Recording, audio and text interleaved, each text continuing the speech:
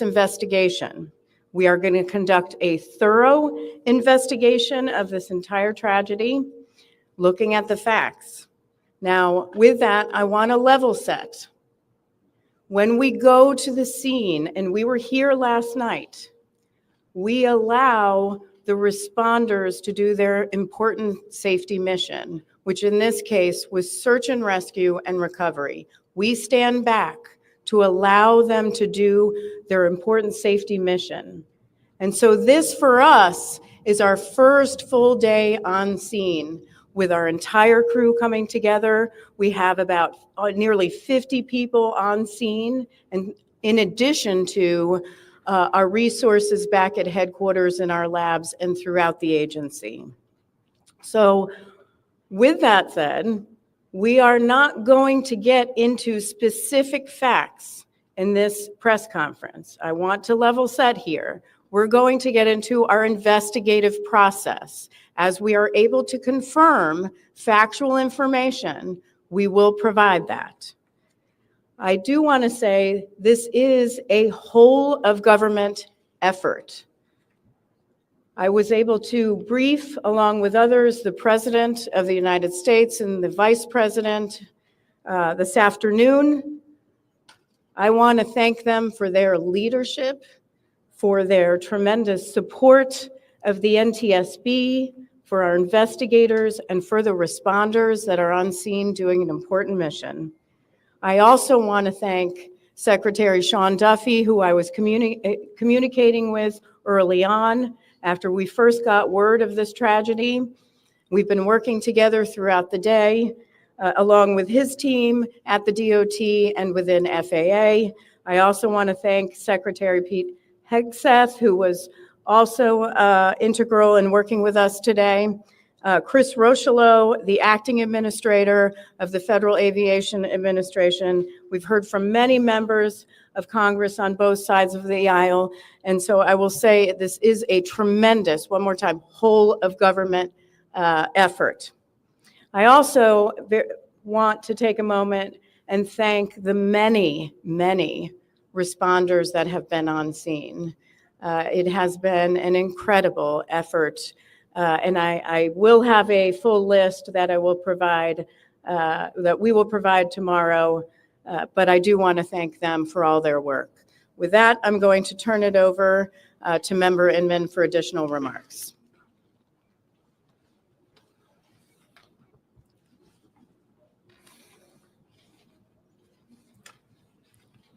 So today is our first full day on scene. Our investigative team will be on scene as long as it takes in order to obtain all of the perishable evidence and all of the fact finding that is needed to bring us to a conclusion of probable cause. Our mission is to understand not just what happened, but why it happened, and to recommend changes to prevent it from happening again.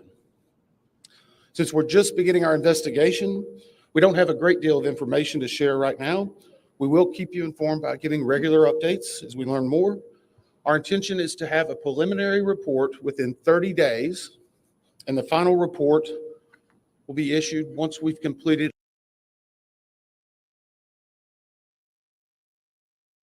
all of our fact-finding and investigation. Now, we will not be determining the probable cause of the accident while we're here on scene, nor will we speculate about what may have caused this accident. Today, we will be going and having an organizational meeting and establishing our parties to our investigation.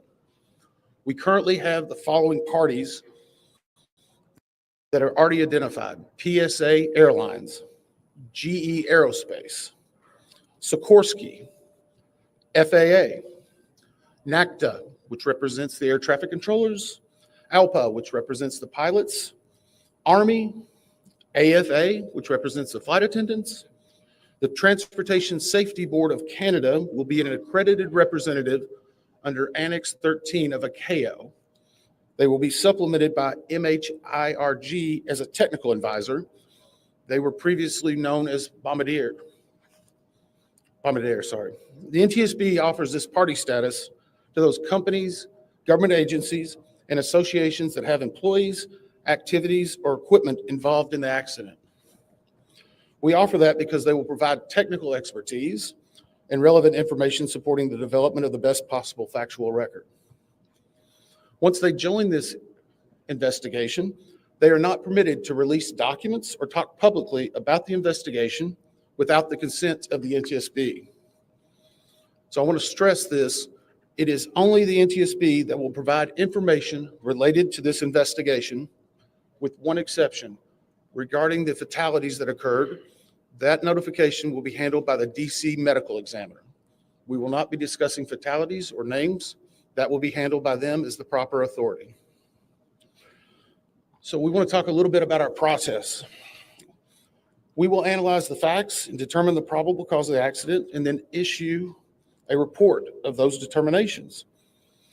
I also want to talk a little bit about some additional people that are here with us, and they're very important to us, and that is our family assistance group.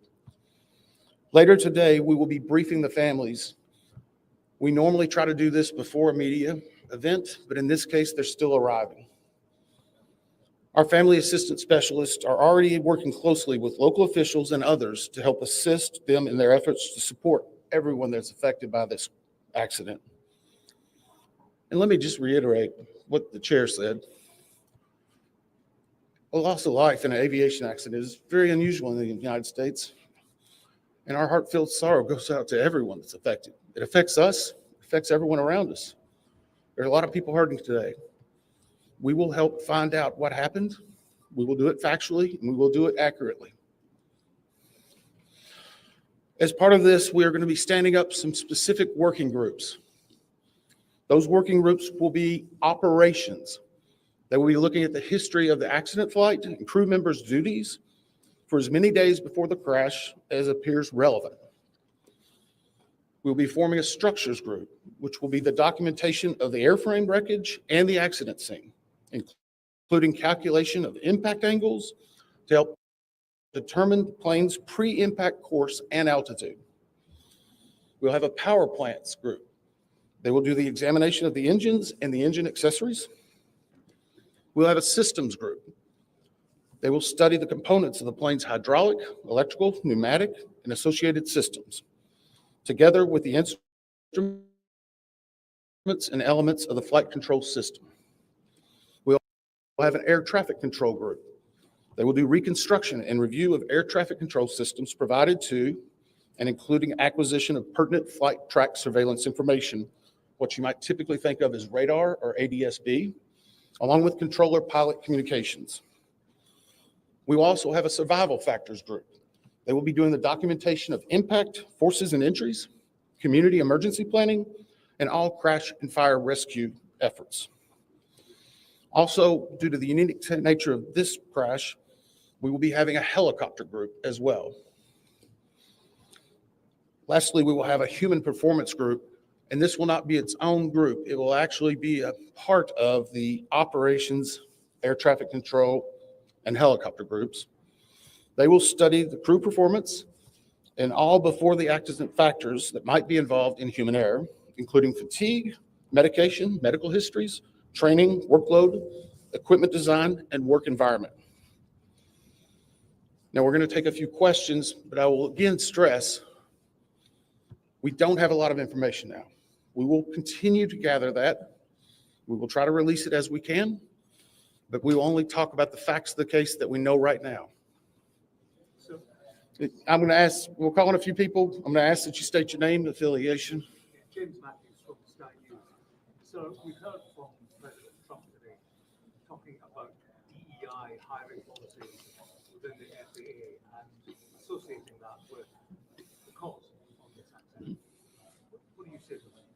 Well, unfortunately, I didn't hear the remarks. I was briefing House and Senate members, but I believe, Chair, would you like to take that? As part of any investigation, we look at the human, the machine, and the environment. So we will look at all the humans that were involved in this accident. Again, we will look at the aircraft, we will look at the helicopter, we will look at the environment in which they were operating in. That is standard in any part of our investigation. I'll turn it back. Chair, can I ask you, has the flight data recorder been recovered yet? And what is the difficulty in a water disaster like this, which presents a very difficult environment for your investigators and the people out on the water? Well, the question was on the flight data recorders. And we have not recovered the flight data recorders yet. We know they're there. They are underwater. This is not unusual for the NTSB. We have many times recovered flight data recorders in water. We have our lab right here that is about a mile from the NTSB, so it's not unusual. And once we get those, we'll be able to get those read and information from them to be able to provide further information to you. I'm going to turn it back over to Member Inman.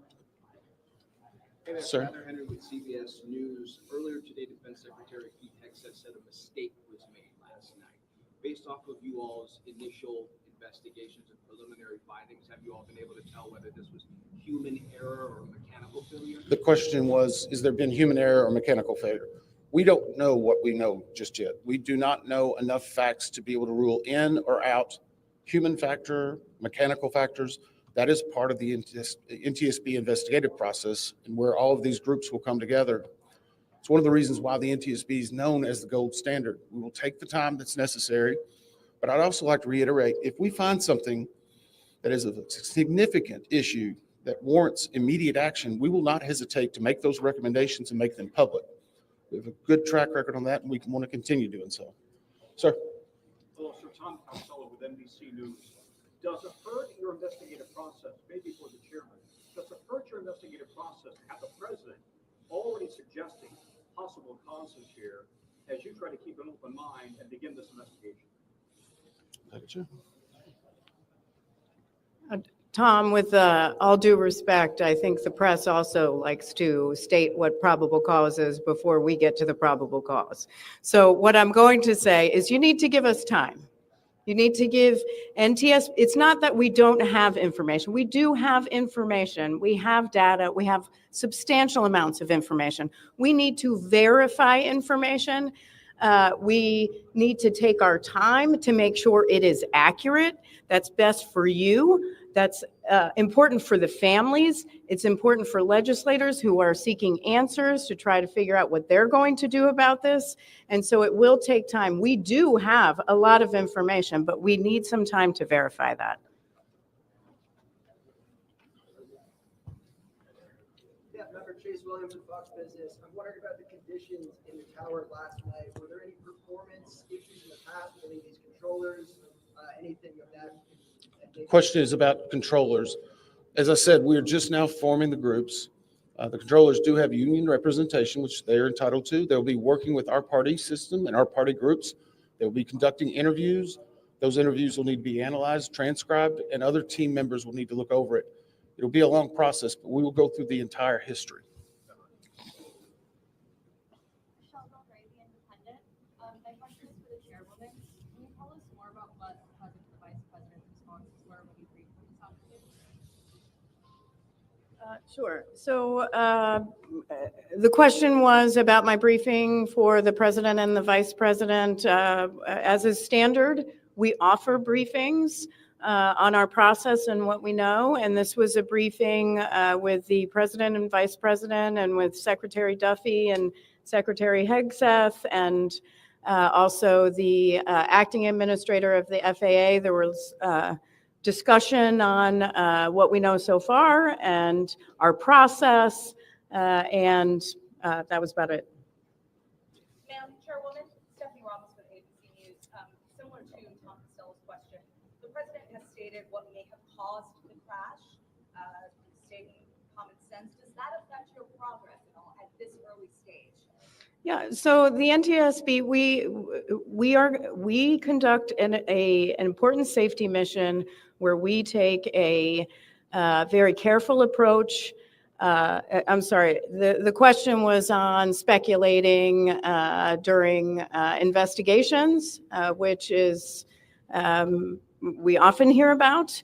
What I will say is we look at facts on our investigation, and that will take some time. And at some point, we'll be able to provide that factual information, as Member Inman said, and provide that hopefully tomorrow. Hang on a second. Dave? Have you been able to retrieve the black boxes from the helicopter? Has the military decided whether they're going to read those to the NTSB? And what about the ATC tapes? So the question was about black boxes, which are referred to as black boxes, which are typically orange. We have not recovered any of the boxes involved yet. We feel comfortable and confident that we will be able to. Right now, recovery of life is probably most important in those that were involved. I mean, there are still ongoing recovery efforts involving the fatalities involved, along with some debris is coming out as well. We will make sure that that perishable evidence is maintained. We have a great process for that. We will probably have more than one black box, so to speak. It's our understanding that the Sikorsky helicopter is equipped with some form of recording devices, and those will be read either by the DoD or by us. We have a good starting relationship with them, and we've already made agreements in order to be able to do that. So I feel comfortable in what we're going to be doing. The other question was about air traffic control. We received a very large package of information from the FAA at about 3 a.m., I believe, this morning. That is still being reviewed and analyzed. I would say there's a lot more information that usually comes in that than what you may find online and people might speculate about. And that is part of that overall process where we take the time to get the information correct and to make sure all the parties are engaged and involved and can fact check that information. One. Jake Cohen from CNN. Can you tell me if the NTSB has reviewed this FAA internal report that has been cited by the New York Times indicating that the controller that was on duty at the time of the crash was doing a job that's usually done by two people? We have not reviewed any specific reports about the controllers at this time, at least from the leadership team. Our investigators are continuing to pull all that information, their personnel records, their files, where they were at, whether they were fatigued. All that information will be part of that investigative process. But right now, we can't speculate on anything that may have been reported in the media until we get the opportunity to validate and understand how it impacts the investigation. We're going to take just a few more questions. Sir? Yeah, Orange Hana, Paper Magazine. What's the process and logistics like of bringing the families in? Are they coming into the airport? And how are you going to sort of do the sensitivity of bringing these to a place where this tragedy happened? So the question is about the families.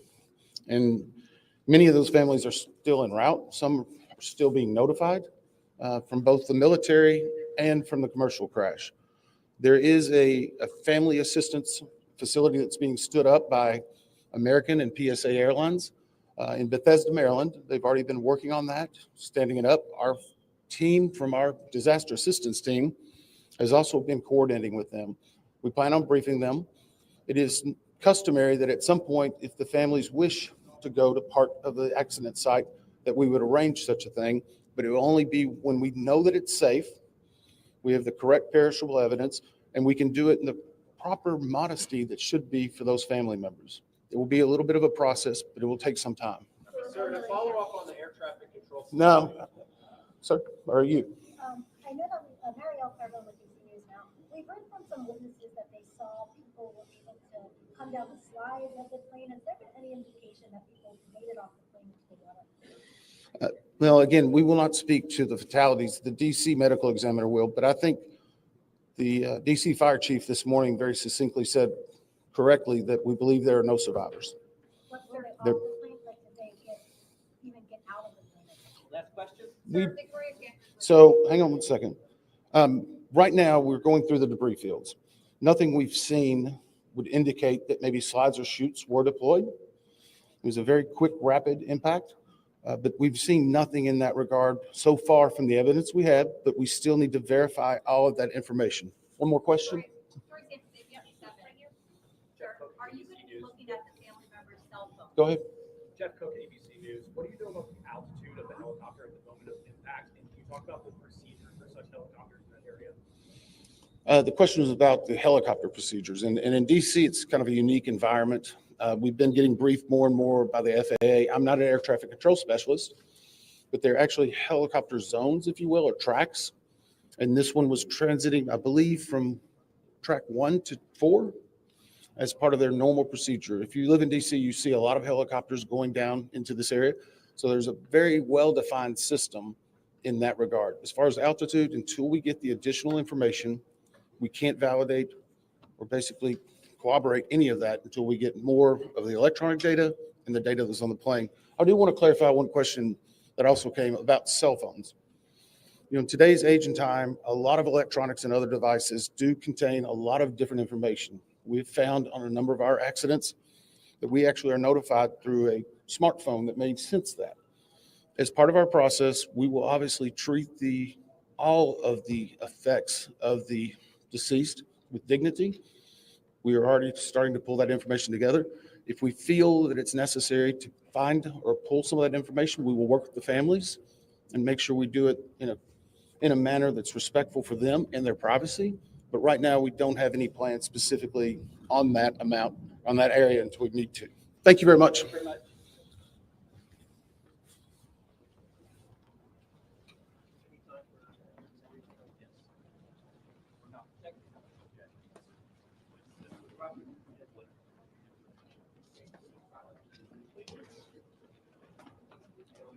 Hi, for further updates on media briefings and other developments, please follow on X or Twitter